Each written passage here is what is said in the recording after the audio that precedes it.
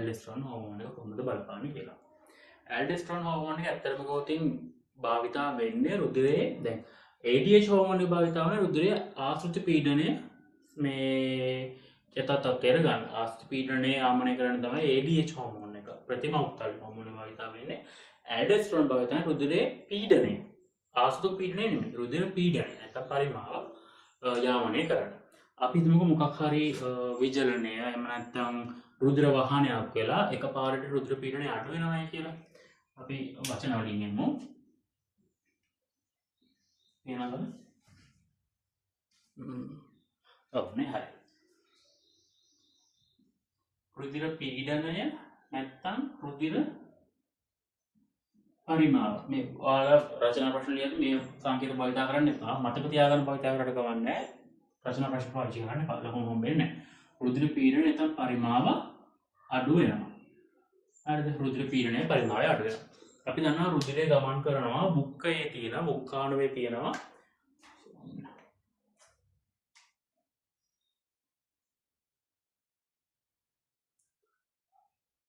එහෙම ගුච්චිකාවේ තියෙනවා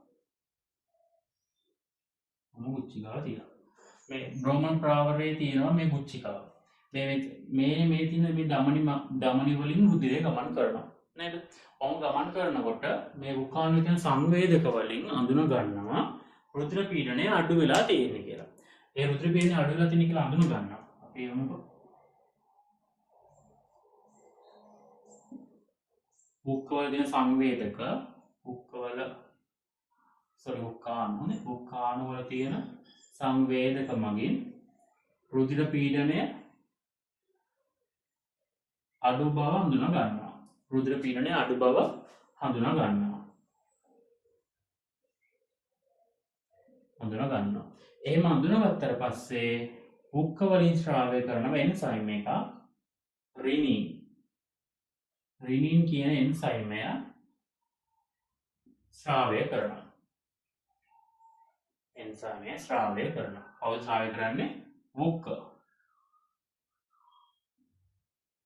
වුක්ක වලින් රිනින් එන්සයිම් ශ්‍රාවය කරනවා. ඒත් එක්කම අක්මාවෙන් ශ්‍රාවය කරනවා. පේනවාද? තාපදයට ගමනේ.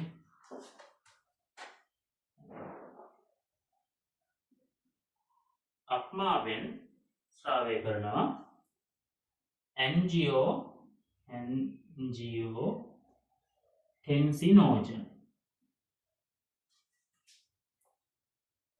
ඇන්ජියෝටෙන්සිනෝජන්. අපි දැන් දන්නවා එන්සයිම් ගැන කතා කරලා ආහාර ජීර්ණ පද්ධතිය එහෙම එන්සයිම් ගැන කතා කරලා මේ නෝජන් කියන ප්‍රත්‍යය ආවොතින් ඒ කියන්නේ ඒ එන්සයිමේ අක්‍රියාකාරය. හරිද? ඒ අක්‍රියාකාරය. මේ අක්මාවේ තියෙන ඇන්ජියෝටෙන්සිනෝජන් කියන ඇන්ජියෝටෙන්සිනෝජන් මත රිනින් එන්සයිම් ක්‍රියා කරනවා. ක්‍රියා කරලා ඇන්ජියෝටෙන්සින්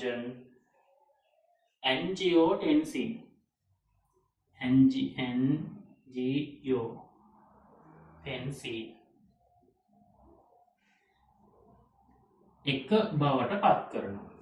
දැන් රුධිර පීඩනය පරිමාවය අඩු වුණා. ඒක අඳුනගත්තේ කවුද? වුක්කාණු වල තිබ්බ සංවේදක.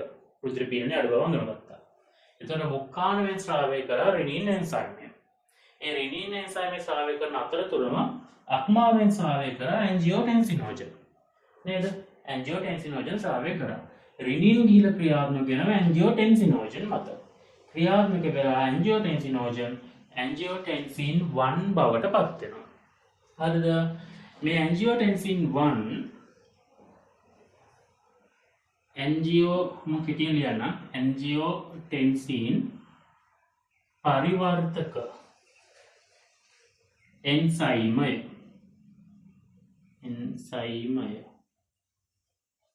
ඇන්ජියෝටෙන්සින් පරිවර්තක එන්සයිමය මගින් ඇන්ජියෝටෙන්සින්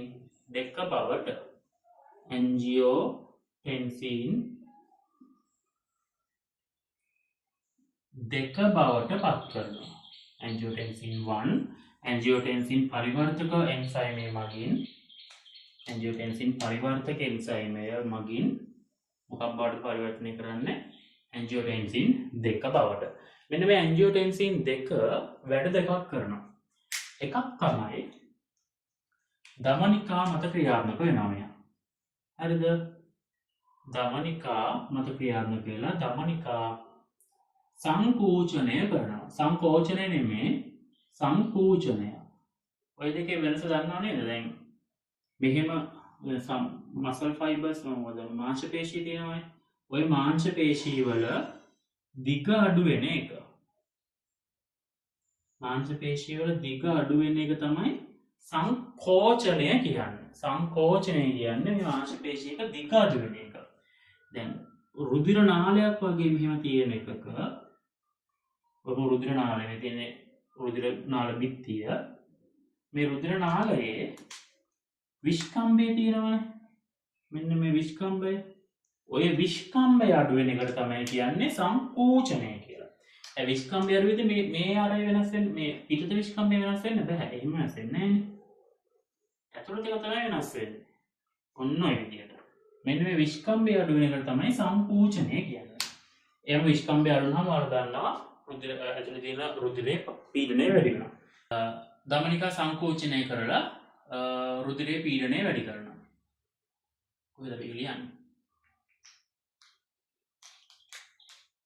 ලියන්නේ. රුධිර පීඩනය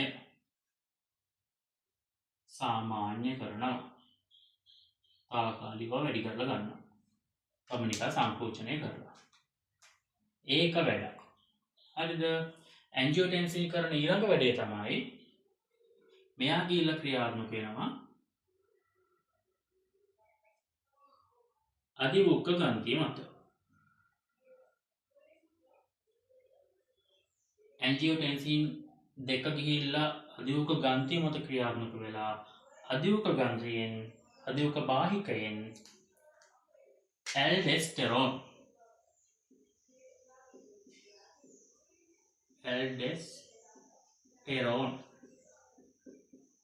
හෝමෝනය ශ්‍රාවය උත්තේජනය කරනවා. අධිවෘක්ක බාහිකයෙන් ඇල්ඩෙස්ටරෝන් හෝමෝන ශ්‍රාවය උත්තේජනය කරනවා. ඇල්ඩෙස්ටරෝන් හෝමෝනය මොකද්ද කරන්නේ? විදුර සංවලිත නාලිකාවයි සංග්‍රාහක ප්‍රණාලය මත ක්‍රියාත්මක වෙලා සෝඩියම් ධනායනයි ජලයයි ප්‍රතිශෝෂණය වැඩි කරනවා. ප්‍රතිශෝෂණය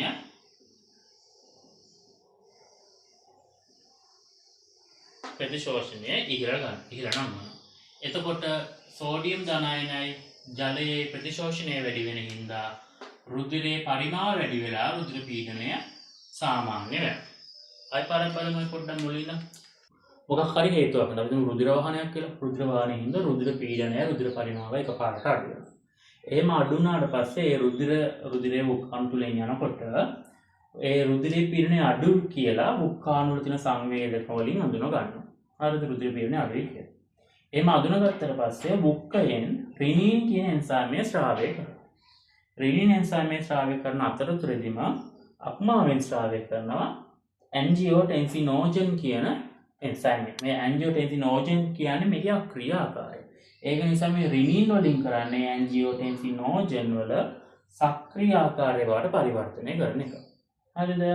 එතකොට ඇන්ජියෝටෙන්සිනෝජන් රිනින් මගින් ඇන්ජියෝටෙන්සින් 1 බවට පත් වෙනවා. සක්‍රිය වෙනවා.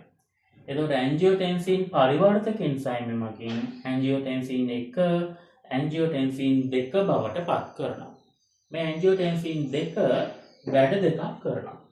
එකක් ඇවිල්ලා දමනිකා මේ වචන වලට පොඩ්ඩක් අවධානය දෙන්න. හොඳ ඕක තමයි MC වලදී අල්ලන්නේ. දමනී නෙමේ දමනිකා. හරිද? දමනිකා සංකෝචනය කරලා රුධිර පීඩනය වැඩි කරනවා. ඒ වගේම ඇන්ජියෝටෙන්සින් 2 කරන වැඩේ තමයි අධිවෘක්ක ග්‍රන්ථිය මත ක්‍රියා කරලා අධිවෘක්ක බාහිකයෙන් ඇල්ඩෙස්ටරෝන් හෝමෝනය ස්‍රාවය උත්තේජනය කරනවා.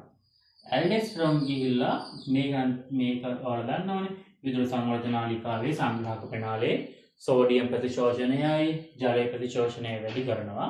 එතකොට රුධිරයේ පරිමාව වැඩි වෙන හින්දා රුධිර පීඩනය වැඩි වෙනවා. ඒ රුධිර පරිමාවයේ පීඩනය අපි දන්නවා සාමාන්‍යයෙන් පරිමාව වැඩි වෙනකොට මොකක් හරි භාජනයක නම් පරිමාව වැඩි වෙනකොට පීඩනය අඩු වෙනවා නේද? ඒක කෙමිස්ට්‍රි ෆිසික්ස් වල අපි දන්නවා ඒක පරිමාව වැඩි වෙනකොට පීඩනය අඩු වෙනවා. හැබැයි රුධිරය එක්ක ගත්තාම මොක පොඩ්ඩක් වෙනස්. මෙතන මේ රුධිර පරිමාණය වැඩි වෙන්නේ. රුධිර පරිමාව කියන්නේ මේ භාජනය. කියන්නේ රුධිර නාලවල ප්‍රමාණය වැඩි වෙන්නේ නැතුව ඒක ඇතුළට එකතු වෙන රුධිර පරිමාව වැඩි වෙනවා. භාජනයේ ප්‍රමාණය වෙනස් වෙන්නේ නැහැ. කියන්නේ රුධිර නාල ප්‍රමාණය වෙනස් වෙන්නේ නැහැ. රුධිර පරිමාව තමයි වැඩි වෙන්නේ. එකතු වෙන රුධිර පරිමාව වැඩි වෙනවා. ඒ කියන්නේ වැඩිපුර රුධිරය එකතු වෙනවා. ඒක නිසා රුධිර පරිමාව වැඩි වෙනකොට රුධිර පීඩනය වැඩි වෙනවා. හරිද? සාමාන්‍ය පරිමාව වැඩිදී පීඩනය අඩු වෙනවා කියලා අපි දන්නා වුණාට රුධිරයට එකදී ඔක අනිත් පැත්තට යන්නේ රුධිර පරිමාව වැඩි වෙද්දී රුධිර පීඩනය වැඩි වෙනවා. ඔක MC වලින් හරියට පටලවන පොයින්ට් එකක් ගන්නත්. මොකද මේ රුධිර නාල ඇදෙන්න පුළුවන් තමයි. හැබැයි ඒක ලොකු වෙනස් වෙන්නේ නැහැ. රුධිර භාජනය රුධිර නාලවල පරිමාව නියතයි කියලා අපි ගත්තාම එකතු වෙන රුධිර පරිමාව වැඩි වෙද්දී රුධිර පීඩනය වැඩි වෙනවා. ඒක තමයි මෙතනදී උනේ. දැන් ඇල්ඩෝස්ටරෝන් ගිහිල්ලා විදුර සංවර්ධන නාලිකාවයි සංග්‍රහක ප්‍රණාලය මත ක්‍රියාත්මක වෙලා සෝඩියම් ධනායනයි ජලයයි ප්‍රතිශෝෂණය වැඩි කරනවා කියලා කියන්නේ ජලය වැඩි වෙනවා කියලා කියන්නේ රුධිර පරිමාව වැඩි වෙනවා. රුධිර පරිමාව වැඩි වෙද්දී රුධිර පීඩනය අයිපර සාමාන්‍ය තත්ත්වයට එනවා. ඕක තමයි රුක්වල ක්‍රියාකාරීත්වයට ඇල්ඩෝස්ටරෝන් වල දායකත්වය.